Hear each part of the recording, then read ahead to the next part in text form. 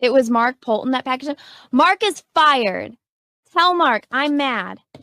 Yeah, this is primetime Poulton. Keep it entertaining. You already know.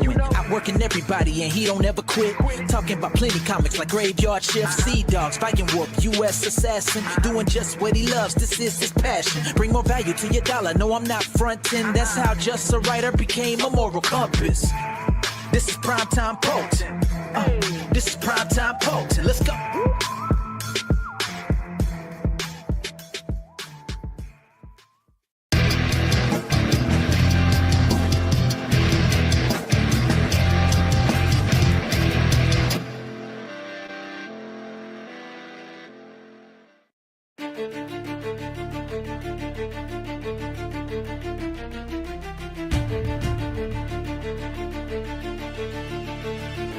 Yo, let me tell you about the scene that's poppin'. Haunted Pizza got the heat, there ain't no stopping.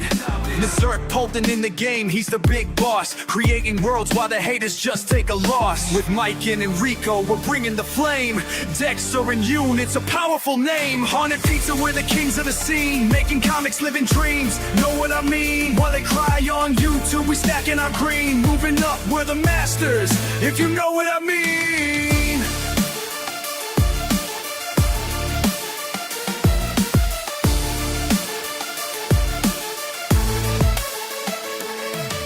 Graveyard Shift, rising U.S. assassins flow. Viking Wolf howling, making profits grow. Sea Dog cruising waves, riding pain hit. Gun Goth in the mix, watch our legends commit. Lil Body cheering, he's our biggest fan. We're rising to the top, ain't no haters in this plan. Haunted Pizza, we're the kings of the scene. Making comics, living dreams, know what I mean? While they cry on YouTube, we stacking our green. Moving up, we're the masters, if you know what I mean. From the ink to the page, we keep it real. Haunted Pizza, it's the ultimate deal.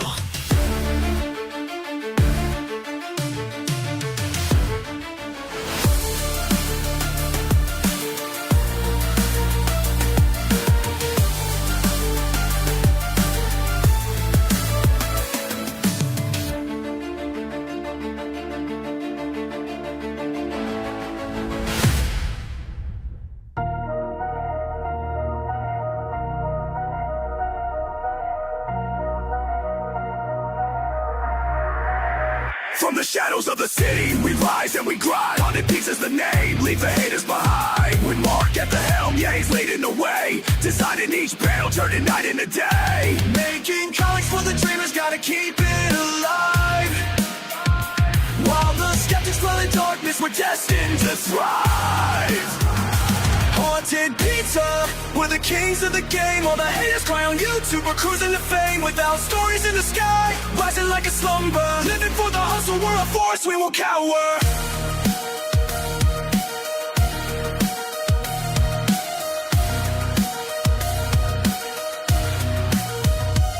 Enrico draws the grid, Dexter brings the fire. Use colors, light it up, pushing higher and higher. Lil bodies in the mix, cheering loud, feel the hype. Every comic we drop, they know we ain't no type. Graveyard Shift, in the spotlight, U.S. assassins the move. We're stacking up the paper, nothing left to prove. Hold and break, the status quo, you should violate. Fucking kiss the pain and then get amplified. While we're staring every shirt and loud out. With the running, we scrub the other new right fight. We first it is king of pop, rising like success of your mind. It's getting up the cave, you're in the microphone. Haunted Pizza, legends carved in time. We made it, we own it, we're in our prime.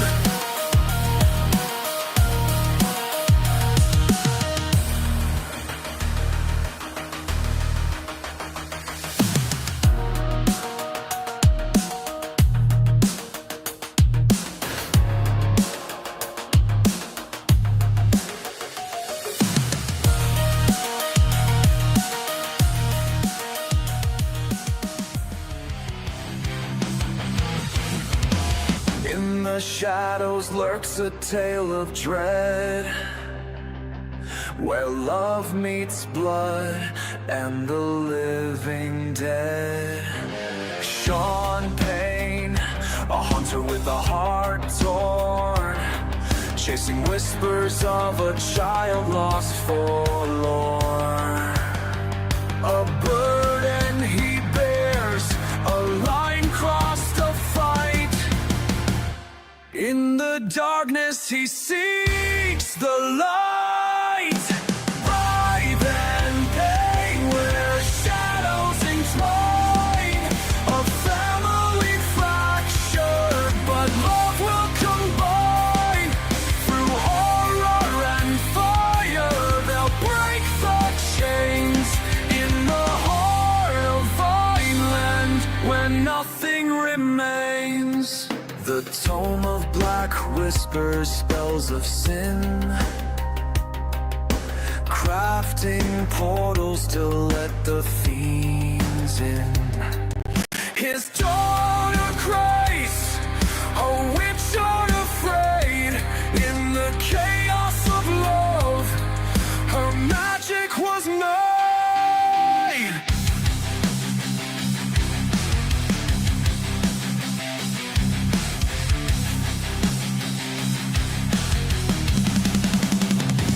Together they'll rise, witch and man, to reclaim the night, to make their stand.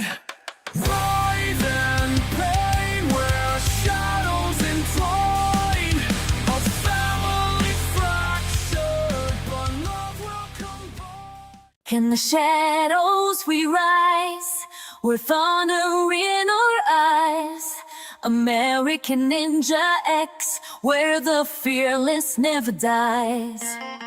U.S. assassin, on the front lines we stand. Guardians of freedom, together hand in hand. Side by side we'll fight, our spirits never break.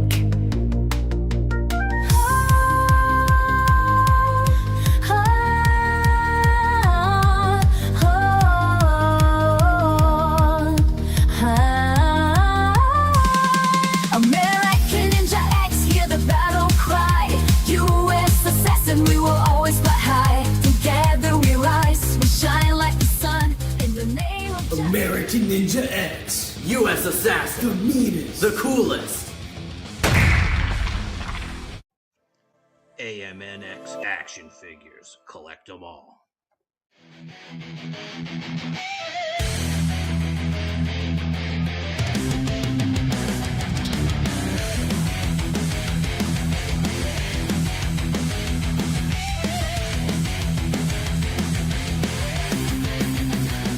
Gigi Diaz in her black leather lace, with piercings that shine, she's embracing the space.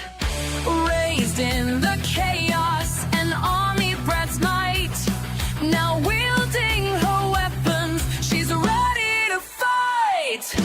Through the dark wood shadows in the night, Noxus biotech unleashing their fright. Gone, Goth, she's the shadow in the storm. Fighting for freedom, she'll break every norm. From the depths of the lab, the walls will fall.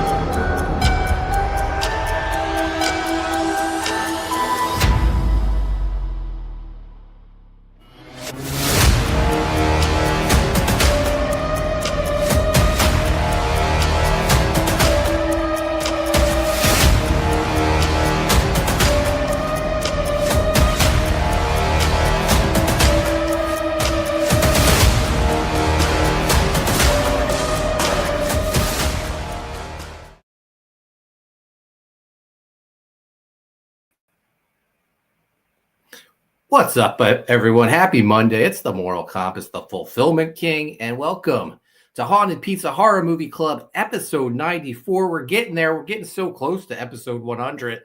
Today, we're talking Wolfman's Got Nards, the Monster Squad documentary. I know it's an odd choice, but it's a documentary about a horror movie that happens to be probably my second favorite movie of all time. Possibly sometimes I debate. Maybe it's my favorite movie. I don't know. But joining me, I see he just joined the green room. Backstage, here he is. Dexter Weeks, the secret weapon in the game, with a pencil in his hand. He's carving out his name. Hawaiian Heat, the bad man with the ink, drawing worlds where heroes clash and villains sink. Haunted pieces pride, he's the one we need, making magic on the page, planting every seed. Batman with the... Here he is, Hawaiian Heat, Dexter Weeks, fresh from Atlantic City HorrorCon. Yeah, What's man, up? I helped my volume because I'm having camera problems with my computer, so I got to You go to sound my perfect. got to go to my phone. So apologize. You look great. The picture is awesome. Sounds great. That'll work. Yeah, man, straight from AC. I went to the New Jersey HorrorCon. It was pretty cool. Yeah, met a lot of cool people, and the horror fans are the best, man. Horror fans are the best. Absolutely. We'll have to talk about the convention a little bit. Also joining us. He's the king, the ruler of this art scene. Mark Yoon's the name, living the dream. With every punch, he's raising the bar. In a world of art, he's the brightest star. Man with the catchiest theme song, Mark Yoon. What's up, Mark? What is up? Holler at your boys. What up? I saw you dancing. Where they call them, Mark? Are they a weeboos? Are you a weeboo, Yoon? I think I'd technically be a Korea boo, right? Yeah, I guess that's what they call them. And guys, it wouldn't be a complete show if we didn't have our fourth man. We never know who our next panelist is going to send in his place. So I have no idea. I'm going to just play his theme song and let's see who we get. In the shadows where the secrets dwell, Enrico paints with strokes that cast a spell. His brushes whisper tales of dark delight. In haunted echoes he ignites the night. Master of illusion. Guys, I'm sorry to say Enrico couldn't make it, but he sent his friend. Say hello to Rude E. What's up, Rudy? Hey, You need your little bow and arrow, man. what you guys doing? I'm Man. in the damn club, aren't I? Yeah, man. Thank you for joining us. Looking sharp, happy man. To be, yeah, happy to be here with you guys. Well, you guys are happy to be here with me. Yeah, because I'm rude. Yeah, I mean, Right. And you know something? I don't know, that Enrico Botta intro thing, that Joker at the end doesn't look anything like Enrico Botta. What's that all about? Take it up with AI, man. Who the heck is AI? Man, how's everyone doing? I feel like having Rudy here, he brings like some coolness factor to our group, almost like Rudy in the Monster Squad. Great character, isn't he? Rudy. I love him. Yeah. I this documentary, I'll be honest, it wasn't for me. But Enrico, he cried like 3 times. Well, we'll say, Rudy, let's table that talk because we usually don't talk about the movie until the show's almost over. Yeah, we're okay. 40 minutes too early. Right. I'm gonna go make some bullies eat smashed chocolate bars right now. Yeah. Go find that Jason Hervey. He's such a bully. Let's say hello to the chat, man. First in the chat, we got what's going on here. We got first in the chat. We got Amanda B first in the chat, and she says, cancel that. I'm being smart ass and not a very nice one. What did she say? I need to know. I need to get to the bottom of this. I think she deleted her original comment. Uh-oh. Or YouTube did, because you know how, like, a lot of times they'll delete the first comment. Yeah. Maybe she big surprise, maybe she didn't like the movie. That's impossible. Yeah. But here we go. We got Mark Pengrin in the chat throwing up that pizza slice. He says pizza. He says Gun Goth launches Friday, June 13th with 13 covers. She is the hot topic. You put that link to Indiegogo. Go sign up at Indiegogo. Save $40 on our box set tier. We're also over on Kickstarter for people who like Kickstarter. You can't save $40 there, but you can still sign up there if that's your platform of choice. I'm hard at work on getting that set up. We got John Eppel in the house. He says, "Hail chat." What up, J.E.? What's up, John? Penguin says, Riot Press's AMNX action figures launched this June at Joe Fest. I'm going to be a guest at Joe Fest. It's a bucket list item. I've always wanted to go to the convention, and now I'm going as a guest.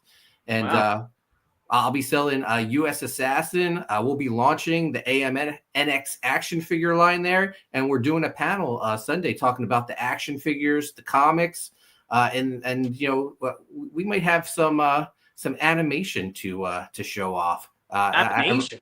I wrote a pilot earlier a couple weeks ago, and we might have some footage of that pilot at the panel. Wow. Where's the show at, Mark? Augusta, Georgia. Oh, is it Georgia? Okay. Yeah. Penguin says he's living the dream. Yeah, I know. You know, I knew a lot of people thought being a mod for the Primetime Poulton network was like the top thing. Like that's the dream. And look at Penguin. He's living it, man. Sharing the links, living the good life. Penguin. We got Michelle Bowers in the house. What's up, Michelle? Thank you for joining us.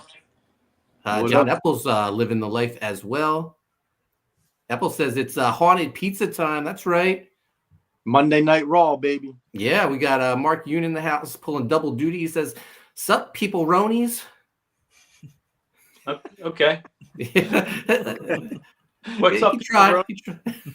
Penguin says, "Love the Writhe and Pain Volume 2 rocking trailer. Back it now." That's right. It's in demand on Indiegogo. I saw Chris Graves shared a new page the other day, or today, actually. And Penguin says, "Haunted Pizza Sweet Spot equals 50 minutes of intros, 10-minute show." That's right, man. That's what we strive for here. You got it, Mark. You got it. Intros, and then we say hello to the chat, and then we call it a night. Thank you for joining it, everyone. Mike McMahon in the house. What's up, Mike? He says, "You heard it here first. Amanda B wants to be canceled."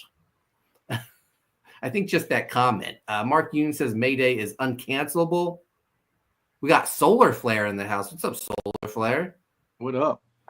Mike says, "Be listening in the background. Got to finish making dinner." What are you cooking, Mike? We just had burgers. I grilled them. My compliments to the chef, which was me. I had a burger tonight too, Mark. Yeah, nice. Yeah. What's the update, Mark? Give us the update. How's keto treating you? Oh, now it's getting better. Well, it's not quite keto, but it's getting better. So, like my burger, I'm allowed to have like meat and bacon and cheese and stuff like that, right? So I had a keto bun. I had light mayo, sugar-free ketchup. Mustard doesn't have calories, so it was easy to have that, and then onion. I'm getting the thing that's annoying now is I have to cook every meal. You know what I mean? There's no fast I could just grab something. I literally have to cook every meal, and it takes a lot of time, especially doing them dishes. But Sunday was my official third week, and I am down 15 pounds in 3 weeks. So that's awesome, man. Keep it up. Going pretty Congratulations. You're looking good. Keep it up, and you're going to replace Rudy as the heartthrob of the show. Yeah, I mean, he's turned it aside. I can't even see this guy anymore. Take off my hat. I can't see my hairline anymore. So how's everyone doing? Dex, I know you had that big horror convention. Tell us about it. Yeah, it was pretty cool. It was down in Atlantic City, down at the Showboat. I don't know if any of you have been down to AC lately, but there's no more casino. So now it's they got like an arcade and indoor go-kart and like all kinds of like crazy stuff going down there. But within all that, they had the horror convention. It was like at the bus terminal, which they converted, and it was pretty cool. Like I said, the horror fans are the best, man. I mean, we've been to many, like, comic conventions, But like the horror fans, you would think that they would be the worst, but they're like the nicest people you'll ever meet. You know. Why would they be the worst? Well, you know, horror fan. I mean, I guess just the fact of horror. The source material, yeah. Source material. But no, I hear that they're always like the sweetest and most thought. I think they put the most thought into their passion, right? It's always like breaking things down on like a molecular level almost. Whereas like comics, it's like you have your casual fans, you have like your whatever. But like when it comes to horror movies, if you're going to a horror convention, like you know what you're talking about. That's like basically how I get it. I think we saw that a little bit in the documentary, which we'll get into with the Monster Squad fan base. Dex, did you meet anyone at the convention? Oh yeah. I met a couple people. I met the guy who played Rufus from House of a Thousand Corpses. So I got my House of a Thousand Corpses DVD signed. I had it signed by Sid Haig, the guy who played Tiny, and of course Crop Top. You know, so yeah, it was cool, man. That's awesome. Did you get a signature from Hellbilly? Actually, not on my DVD, but I did meet Rob Zombie. So nice. Yeah. Rest in peace, Sid Haig, by the way. Yeah, man. I know, but yeah, it was cool. So yeah, I met him.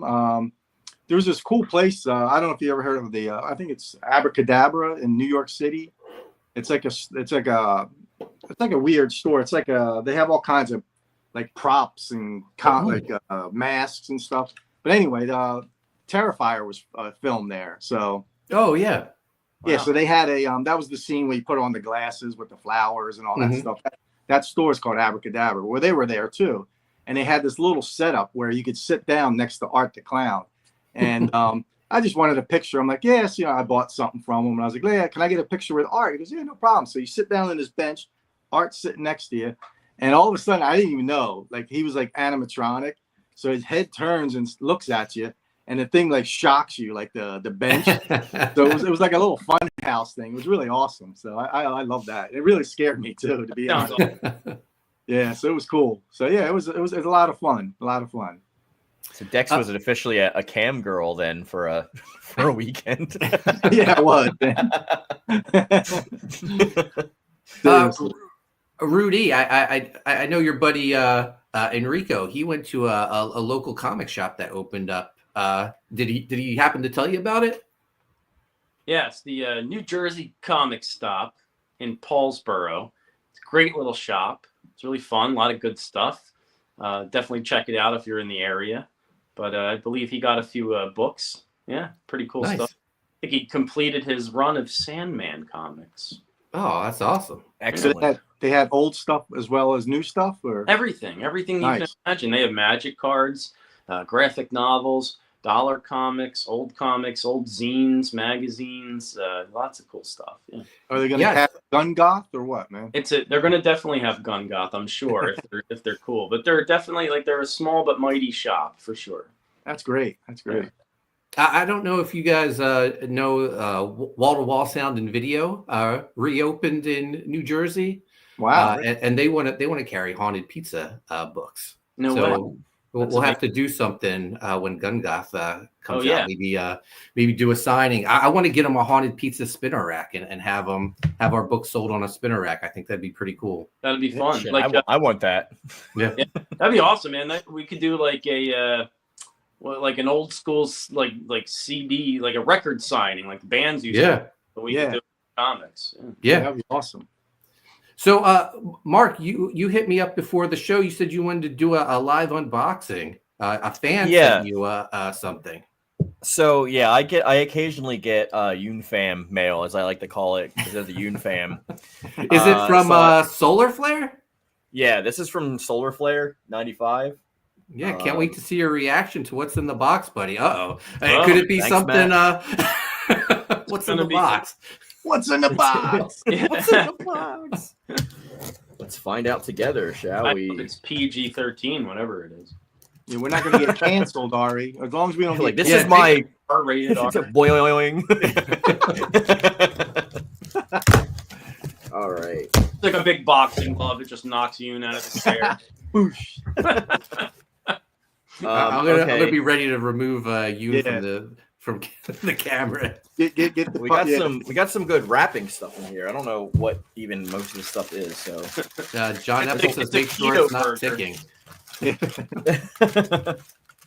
Okay, looks like there's some accessories, so I think we're gonna have some figures and such. Oh, cool, we got full screen going on. Nice. Sorry about the rapid clicker sound. Let me try and do this all.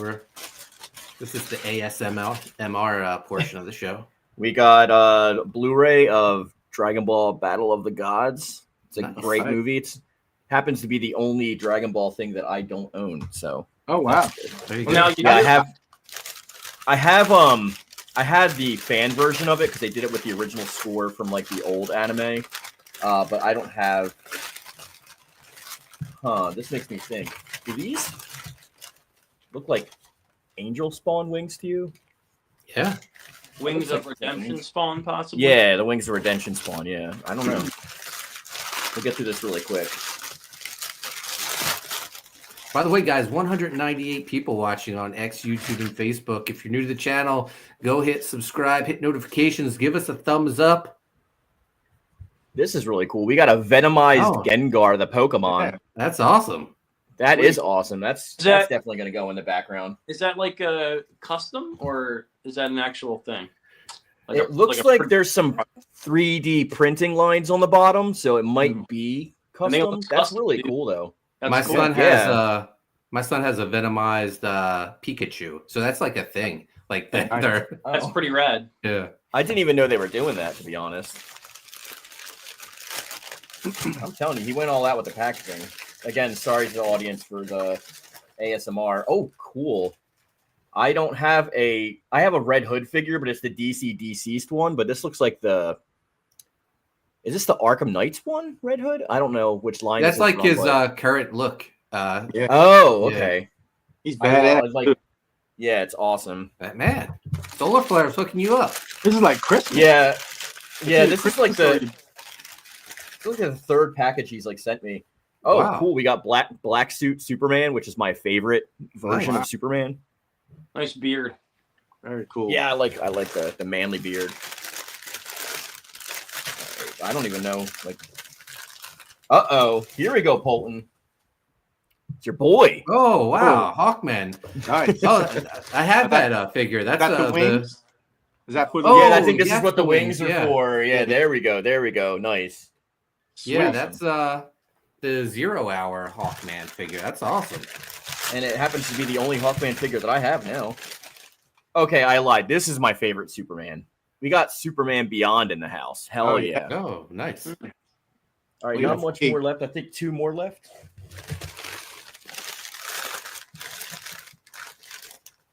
Okay, cool. We have some. Maybe Enrico can tell me who this guy is. We got a Spawn character. Is this Curse? Wow.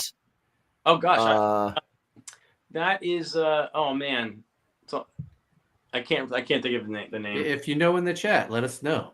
Yeah, I don't know either.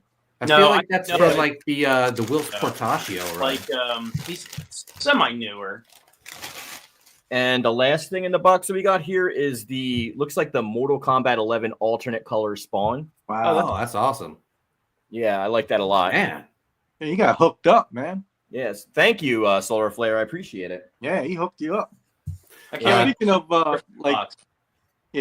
like modified Pokemon, I don't know if I ever showed you. I have a Xenomorph Pokemon. I don't know if you ever saw this one. Like, check him out. He's like a Xenomorph. That's awesome. Oh, that is awesome. Like a Pikachu Xenomorph. So, that's really awesome. The thoughts in my mind of that movie. Right. It just like pops out of his chest. That'd be awesome. Pikachu. Popped out of his chest.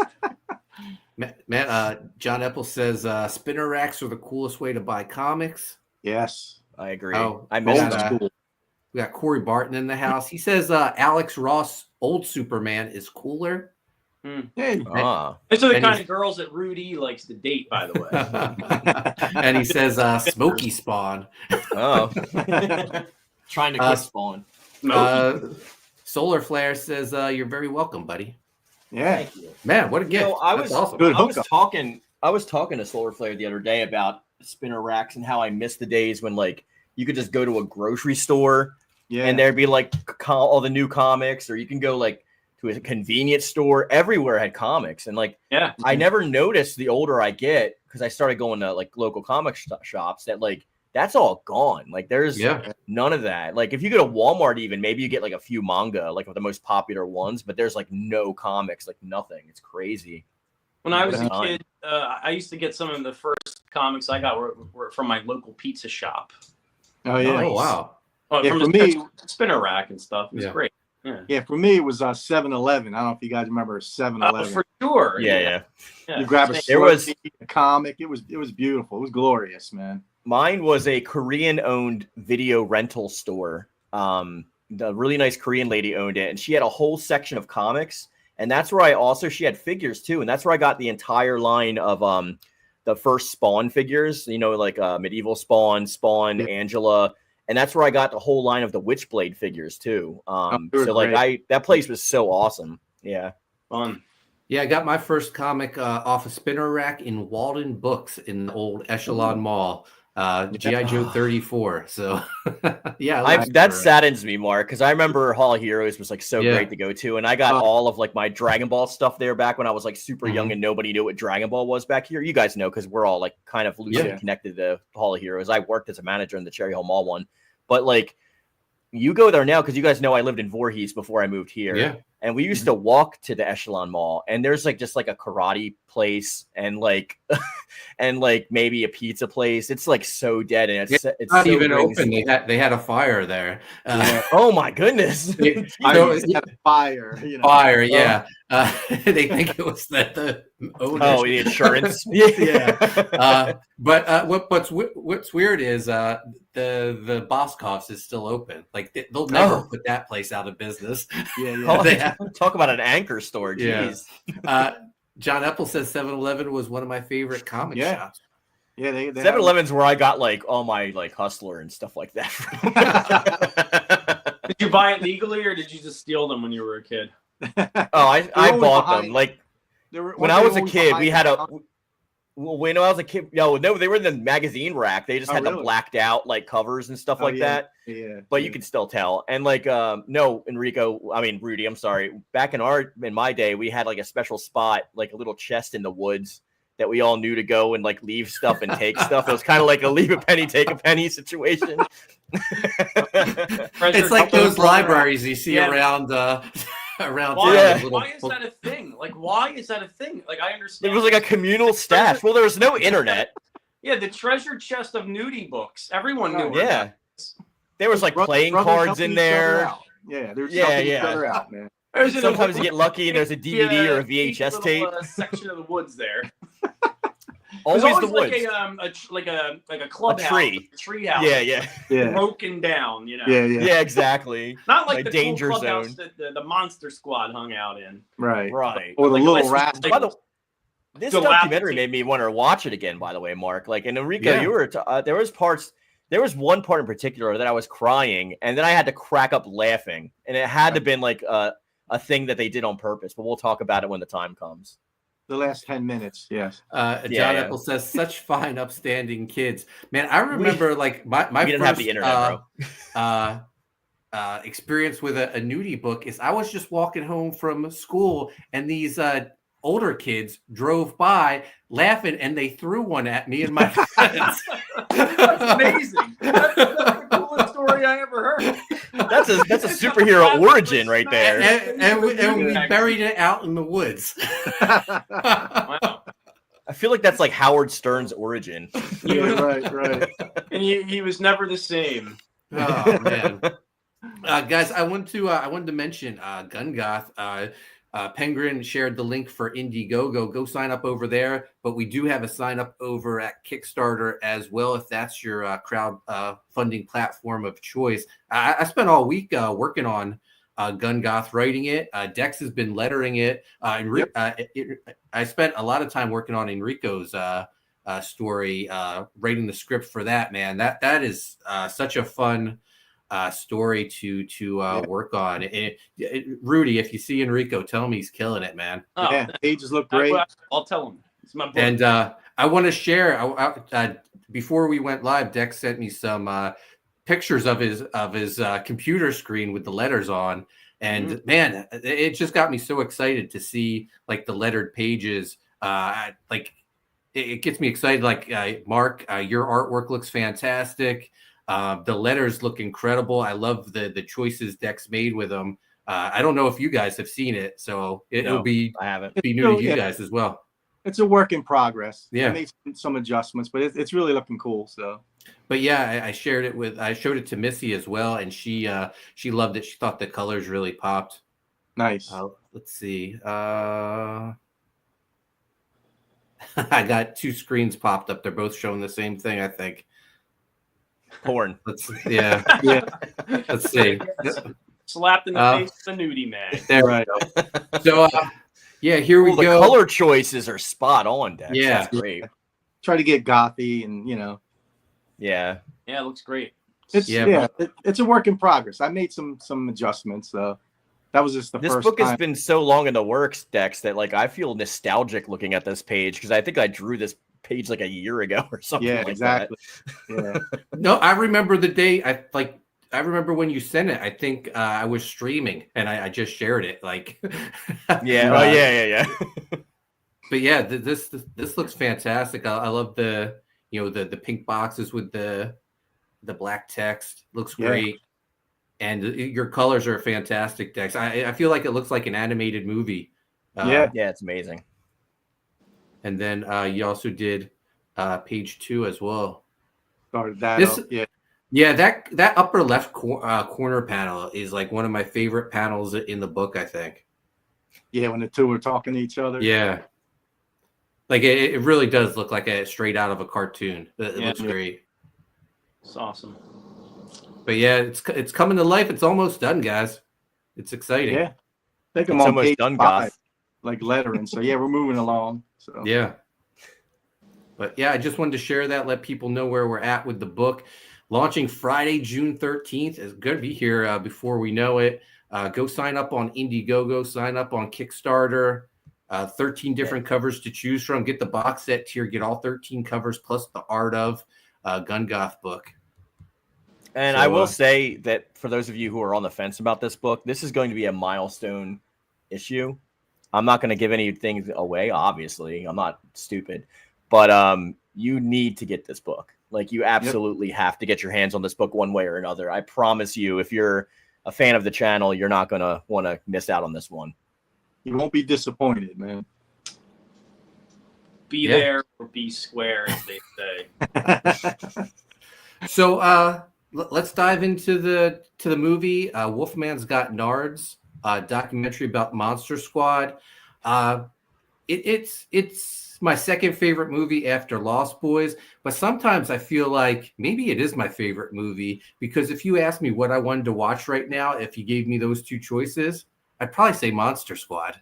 Isn't that ironic too? Because the relationship with the releases and what happened because of Lost Boys, like with the movie, like that's crazy. Well, they're also filmed on one of the same sets too. That Universal backlot set. But I picked Wolfman's Got Nards because of my love for Monster Squad. I've always wanted to see it, but I really have like a personal connection to this movie because my book Pizza Tree, Enrico was there because I had Enrico. We launched Pizza Tree at Wizard World Philadelphia, and the two of the guests there were Andre Gower and Ryan Lambert from Monster Squad. And all weekend, I was like, because I love that movie, I was like, I want to meet them. So Enrico at one point said, "Mark, I'll draw you something. What do you want me to draw?" So I kind of took advantage of him. I said, "I want you to draw the entire Monster Squad cast for me." So Enrico did this amazing drawing of the entire, all the cast of characters of Monster Squad. I was like, oh, here's my chance. I have this beautiful drawing, and I have my book, which it's like, I call it gateway horror. It's like perfect horror for kids.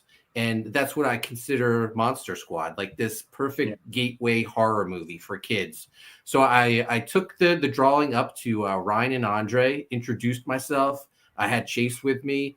I also gave them each a copy of Pizza Tree. They loved Enrico's drawing. They signed it for me. And, what was funny is like when I met them, Andre Gower was very like outgoing and really interested. And Ryan Lambert, who plays Rudy, he was just like, I don't know. He gave me this vibe that he was just like too cool for this. Yeah. And like he wanted to be somewhere else. And I was like, well, he is Rudy after all. Right. So, I had the interaction. I got to meet him. I got my thing signed. I gave them each a copy of Pizza Tray. And I was on a high because Pizza Tree sold great that weekend. 2 weeks later, I get an email from Ryan Lambert. And he says, hey, Mark, I've been trying to find a contact for you for 2 weeks ever since you gave me your book. I read it on my flight home, and I've been obsessed with it ever since. I want to help you and your son make this into a live action movie. And my mind was like blown. So for almost a year, I worked with Ryan Lambert trying to make Pizza Tree into a live action movie. But while he was doing that, him and Andre Gower were filming Wolfman's Got Nards. So Ryan would give me updates all the time. Like they would interview people. And he was like, hey, I was interviewing the guys that did all the creatures.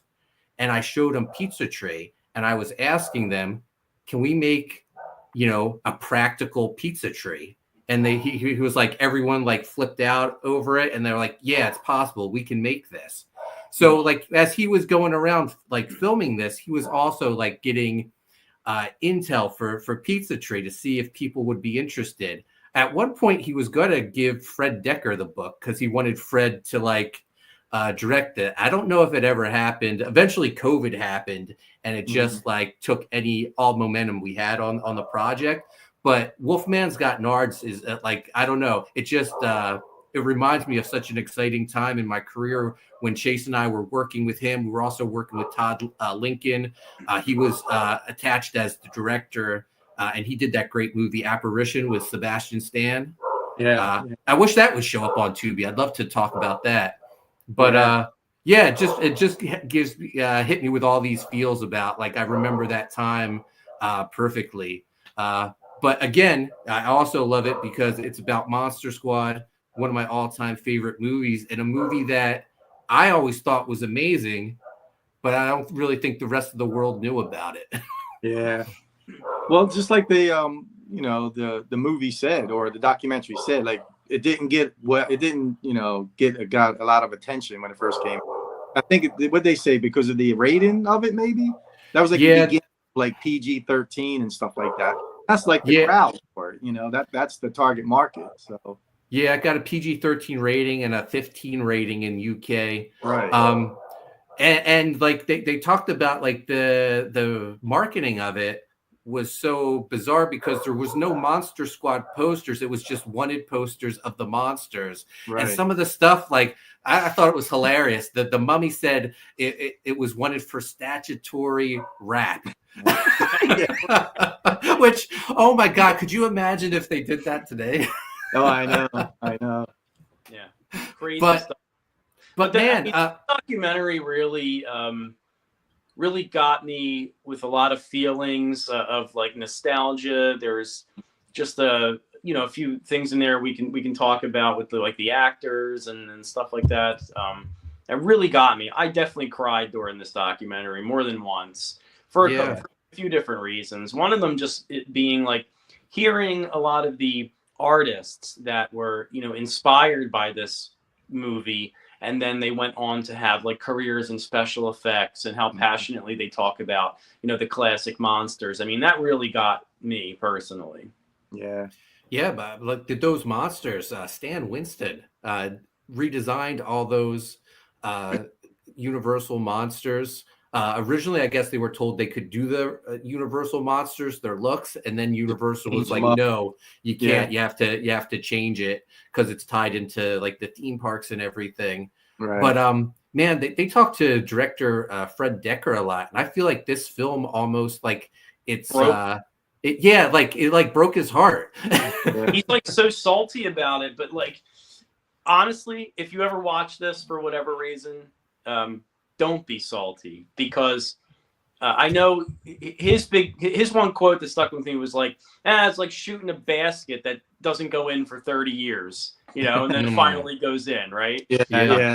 But like, yeah, but that's like the song of the century for like artists. Like you're an artist toiling away your entire life, and then you die, and all your stuff's finally worth money. Exactly. Like that's like it just comes with the territory.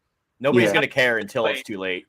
I look at it this way: like he just didn't know what was going on, and just because it wasn't a financial success, doesn't mean that it should sour like the taste in his mouth as the creator or director of such something so fantastic. Because all those years there were people out there that loved it and sought it out and rented the tape and double taped the VHS tape and bought the bootleg and loved it, and it got them through hard times in their life, and it inspired them to go on to have artistic careers, or it just inspired their creativity or their love of monster movies, or even just getting together with other groups, friends, family over that. And that was happening in the background.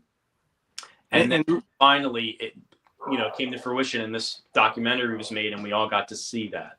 We got Hannah in the house. She says Monster Squad was really good. She also says Rudy is looking cool today. She always loves leather jackets. Yeah. Well, I think they touched on that in an interesting way, right? Because they were talking about what is the meaning of like cult classics and stuff like that. And no one could really put their thumb on like what it was in the actual documentary. But like one of them did by saying like, oh, it's weird things that pop off. But I don't think that's the case at all. I just think it's things that go under the radar and then they get elevated to what they were actually supposed to be originally. That's how I envision cult movies in my head. So I think it always should have had the laurels, and it usually did with the people who actually saw it, right? But he's just like upset, I guess, with like the initial reception of the amount of people and there was a lot of bureaucracy involved, like what theaters you can show things in and how long they can be there for and all that kinds of stuff. I'll tell you what. So I didn't see it in theaters, but when it arrived on VHS, I rented it right away. I had the one sheet movie poster, which back then it came folded up. I had it tacked to my closet door. I love Monster Squad. I must have watched it like I had the dual VCRs. I used my paper route money back then, so I had two of them, and I made a copy of the Monster Squad that I rented from Herald's, and I watched that every day after school. I loved it so much. Here, my dad used to double tape, as you call it. Right? And we had the Monster Squad too. I used to watch that movie so much, and now I watch the DVD with my daughter every year at Halloween. We watch it. One thing I want to point out, early on, they show Fred Decker directing the little girl. Oh, she's amazing. Great.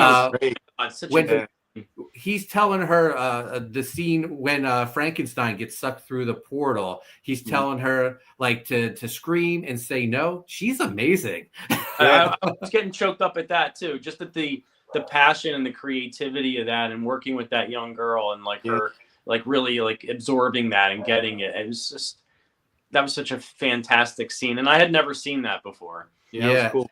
And she was about look who's working on this film. I mean, like the people that where they're at today. Yeah, I mean, Shane Black, like the writer who did like Lethal Weapon. You got like Stan Winston, who's probably the best special effects artist ever. He's given us so much. And I mean, like Tom Woodruff. I don't know if you got that picture, Mark. I sent you. I have it right here. Tom Woodruff, who played the Gill Man. There he is. Yeah. And that was so amazing, his story too, just being a special effects artist and then transcending that and getting into the costume and becoming the creature. Exactly. And let me tell you, I think they say it in the documentary, that creature costume they feel might be the best creature costume ever made. I have to agree with that. It's amazing. I agree. Rudy, I agree 1,000%, man. It's an injustice that there's no like licensed Monster Squad merchandise out there. I would eat up a Monster Squad action figure line in about 2 They're perfect for like a reaction line. Yeah.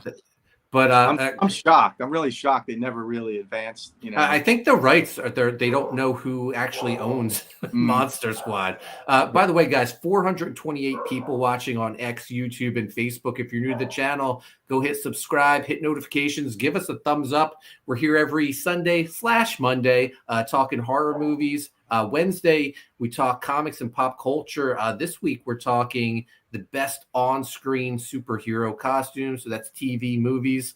It's going to be a lot of fun. So I feel like Fred Decker really took this hard. Like you look at his credits after Monster Squad, he works on RoboCop 3, but then nothing for 25 years almost. It's crazy. Yeah. It's such a shame, man, because he deserves the accolades for this, man.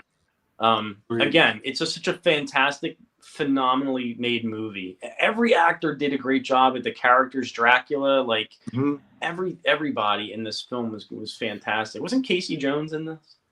No. Uncle Rico is Uncle Rico.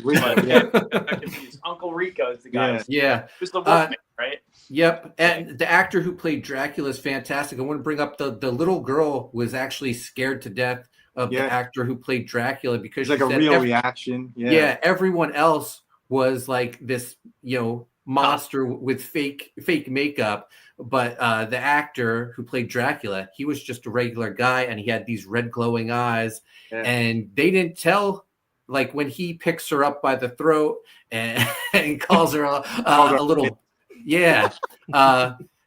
Fred Decker just says, "Hey, he's gonna say some mean stuff to you, and you're gonna scream." And she says, "Well, when am I supposed to scream?" He goes, "You'll know." And so Andre Gower tells the story that that scream that's on the film is their second take, because the first take she was so scared, her voice just her voice just went out. All the air loss. Yeah, that's crazy. John Epple says, this movie is a big reason I love drawing horror now. Yeah. Sheldon wants to know what happened to the actor for Frankenstein. There wasn't really any story with him in this, was there? Yeah. Was there something? Kind of left him out. Yeah. I don't know where he is today. Oh, we got Glenn in the house. He says, "Hi, what's up, Glenn? Thanks for joining us." Hey, Glenn. Maybe it was a practical portal and he got sucked it into the ether. Maybe he really got something. So they talk about the failed marketing. They also talk about, opening night. Fred Decker rounds up some of the troops. He brings actor Andre Gower, and they ride around all of LA, stopping in at movie theaters because they're excited. They think this is going to be a huge hit. And why wouldn't they? The movie's fantastic. And the first one they go to, only 7 people are in the theater. Heartbreak. Of a 300-seater. Yeah. And they talk about if they had just waited a couple months, the movie could have been from the writer of Lethal Weapon, because Shane Black blew up after this movie.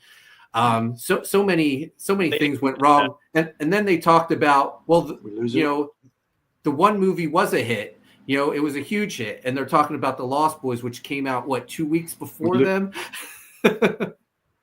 What's that? I think it was 2 weeks after. I think you were getting cut off, or at least on my end. I think you're it's getting you, Dex. Yeah, there you go. You're back. Okay. Yeah, you froze up for a minute.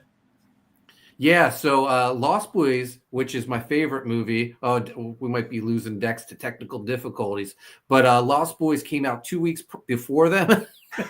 And of course, that's a huge hit. Incredible cast with Keith Sutherland, the Coreys, Jason Patrick, Jamie Gertz. And that's the movie that would live on and with this huge fan following. But Monster Squad's just equally as good. Unfortunately, I think it came out at a bad time. Isn't it almost a better story though? Because I think if it did get the praise that it was deserved in the beginning, we wouldn't be talking about it right now because the story wouldn't be as cool. It'd be just Lost Boys. It's a great movie came out. And there's so much of a build up to this movie and a history behind it that you can make a documentary. You know what I mean? There's not one for Lost Boys. It's Keith Sutherland was an asshole again to everybody else on set. He's difficult to work with, but it was, you know what I mean? It was it's so visceral. I haven't seen this movie in probably 15, 20 years. And the documentary made me want to watch the movie like tonight, like immediately. Oh, it's so good. The DVD that I have the special edition DVD that they put out, the one they talked about in the documentary. Yeah, and that has some really fun little extras. And one of them is the actor that plays Frankenstein as Frankenstein doing an interview as Frankenstein. Oh, that's fun. He's Frankenstein. Mm-hmm. So it's really like, he's like speaking like as an actor, but Frankenstein the actor. It's pretty funny. One thing I like about that movie is they packed in so much stuff in the DVD, but like there's movies that I own that I have like 3 copies of because there's special features split up on the different versions of the movie and releases. I have 3 copies of Total Recall because like they all have different special features. And one of them's like Arnold commentary. You can't not have it without Arnold commentary. So like, it's great that they packed all that in. Didn't it win an award? It was like the DVD of the special features of the year or something like that. Like it won like some kind of some accolade. It's 3 versions of that. They should have a special collector case of the girl with 3 boobs, and each you open each movie and it's a disc. That's you're a genius, Rudy. So what are the most touching parts of the documentary? Of course, the actor who plays Horace. He passed away. But dude, like, negligence too. It wasn't even long. I was crying, man, during this. I did too. Yeah.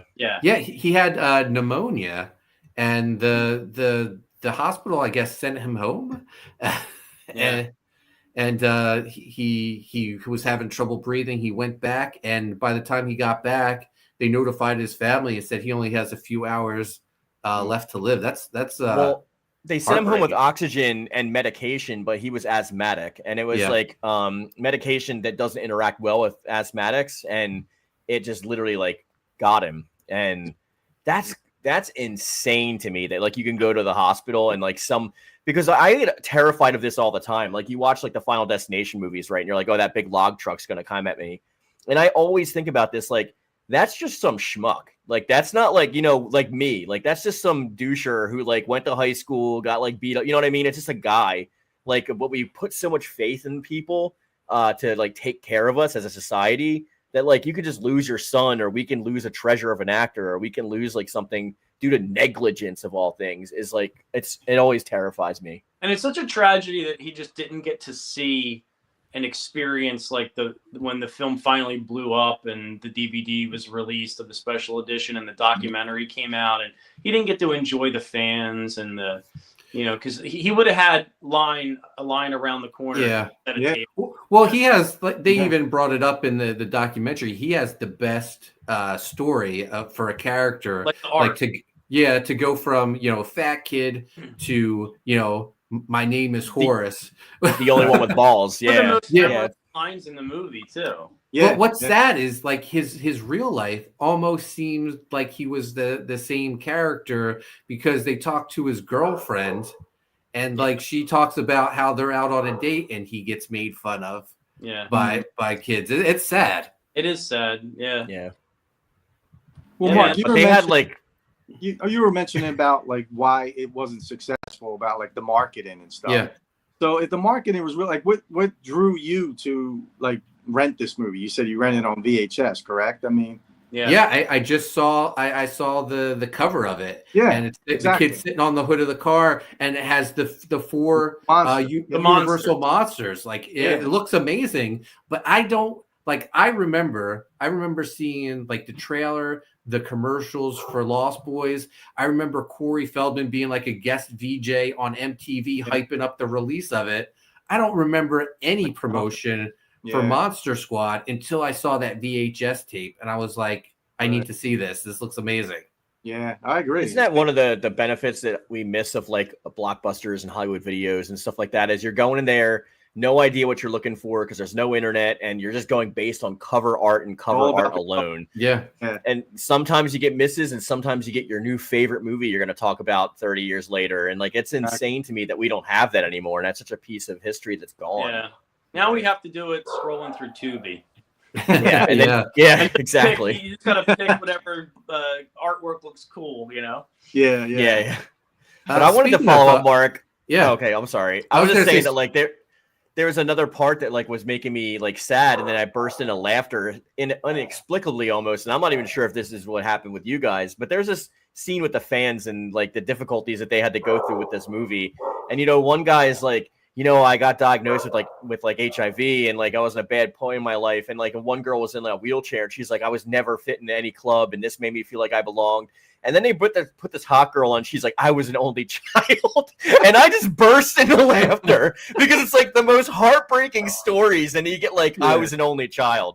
Yeah. I lost it. You didn't have any real problems, that one. No. That was the worst of it. That was the worst of it. Hannah says, I love horror monsters, especially when they give them depth and nuance. That's why I low-key love Castlevania, Monster High, and other things I can list. Sheldon says, I had the Monster Squad DVD where the Frankenstein guy said he was upset with the girl because she kept getting into his shots. was it Christian Bale? So Rudy, I was going to ask you, did your buddy Enrico happen to tell you what his pick is for the next week's movie? No, he left that one up to you, TMC. Oh, okay. I better quick scroll through too. He's gonna have to pick a few and give them to you. That slacker Enrico. Well, you guys finished talking about the movie. I'm going to go through Tubi, see what we can find. I'm sure Rudy's got some commentary. I mean, What's going on, Rudy? I could look at Tubi on my iPad while we're chatting if you want. Well, I got it pulled up right now. Okay, you can go for it, TMC. TMC's got it. So, do you own this, Yoon, on DVD? Pumpkins 2, maybe? No, I don't. Yeah, like I don't at all. Like I think I actually watched it by renting it as well. So I've never owned it. I don't think I've even ever like recorded it off of like HBO or anything like that. So I definitely, it's something I might actually jump on eBay like directly after this and try to grab myself a copy. I agree with you 1,000%. After watching the documentary, I was like, man, I do want to see it again. Yeah, it really does. It was a great documentary. It really was. So even the clips that they were showing is like does such a good job of like iterating like what's going on without telling you what's going on. You know what I mean? Right. It was exactly, yeah. Because some of those documentaries, they overemphasize the movie itself and not the behind the scenes, which is what it's supposed to be about, like the cast, the characters, the people it touched. And this really was a good documentary. It did a good job. I was like drawing while I was doing it. I was like, whatever. And then I stopped drawing because I was like, I was really into it on my monitor. And I was like, I can't wait to talk about this. Well, it really hit Enrico. So, Sure. It did, man. It was a good one. Yeah. I feel you, brother. That poor, hot only child. Yeah, what a horrible life. Are you talking about Enrico? Yeah. Oh man. But I don't know. It's not very often that movies like this come across and actually like get made. You know what I mean? We hear about so many passion projects, and like now it seems like that the movie industry is in this weird spot where stuff like this can't be made unless it's indie. Like you had like Matt Damon talking about it, right? How like movies are made for popcorn now because like there's such high ballooned budgets that like they need to see a return. And if the investors get scared off at an early level, it just gets like killed. Like Spawn's been in the works for what, like years at this point. The new Spawn. I wonder if that'll ever really happen for real. Same with Blade, right? Like it's like both of those movies have been like been talked about for years, and like nothing's coming to fruition so far. It's I know you can't believe everything you see on the internet, but did anyone else see? I could have sworn somebody posted a Spawn picture from the new film. Did anyone see it? That was totally. I thought that was fake. Yeah. No. Yeah. Yeah. I saw the same picture. Yeah. I got to tell you, TMC, under horror on Tubi, you got the Downfall of Diddy 1. Yeah. Is it in the horror section? It's in horror. Is it really? Oh my God.